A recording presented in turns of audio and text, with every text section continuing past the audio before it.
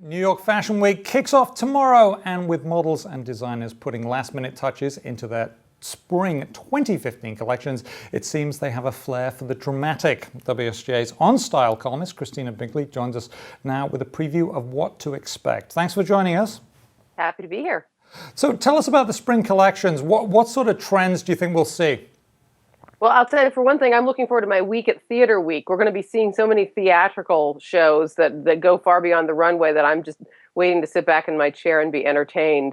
What that says about the fashions, we'll see. We don't really quite know yet. I have some hints that we're going to be looking at a lot of abstract prints. We're still right smack in the middle of our mid-century modern fascination. So mid-century modern, you think prints, we got a sketch up there, things like that. Anything else that you're expecting? Is the crop top still going to be with us?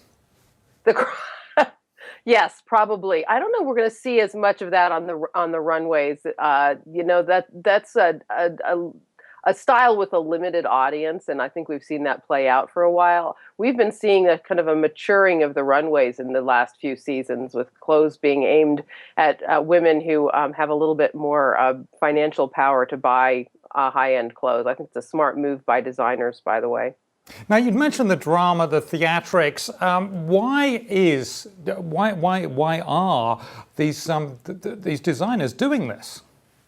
Well, I think the first thing is that we have, last count, 600 designers showing during New York Fashion Week alone. The competition is cutthroat to even be remembered for the collection that you put out there. And you just can't do that much with clothes. When you have a string of models walking down the runway, the show lasts 7 minutes. Everybody rushes out the door to the next one. At the end of the day, they've forgotten half of what they've seen.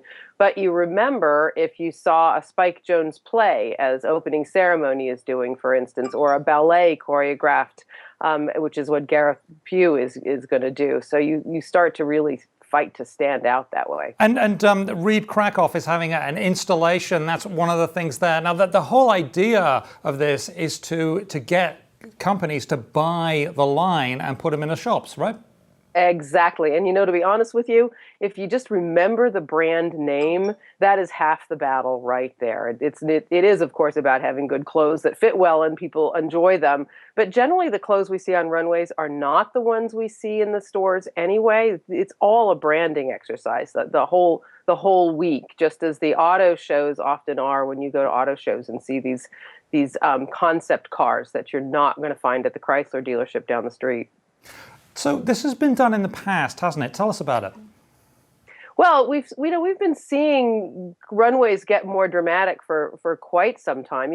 Back when runways started, nobody was allowed to go. You weren't allowed to take photographs. Women would sketch and then run back to their newspaper and show sketches. Can you imagine if we tried to do that now? Over the last few years, we've seen a sort of a ratcheting up of the hype around Fashion Week because of the internet, and there are a lot of people at home that are sitting watching these shows as they happen. There's no more translation from the journalists to the viewers. Those sketches were fun, though. You got to admit, doing those sketches at high speed, there's a certain art form to them. What designers or collections are you going to be keeping an eye out for? Well, New York, to me, Tom Brown's, I can't call it a show. I mean, it really is a theatrical presentation. Every season, you have no idea what he's going to come up with. So that's the first one that comes to mind for me when I'm thinking of New York Fashion Week.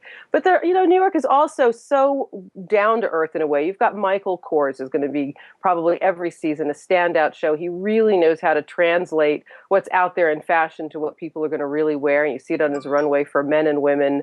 Joseph Altuzarra, I think we're all going to be curious. This is a rising star. Not everybody has heard of him, although he's been winning a lot of awards lately, and had a smashing collection last season. So let's see how Joseph does this season.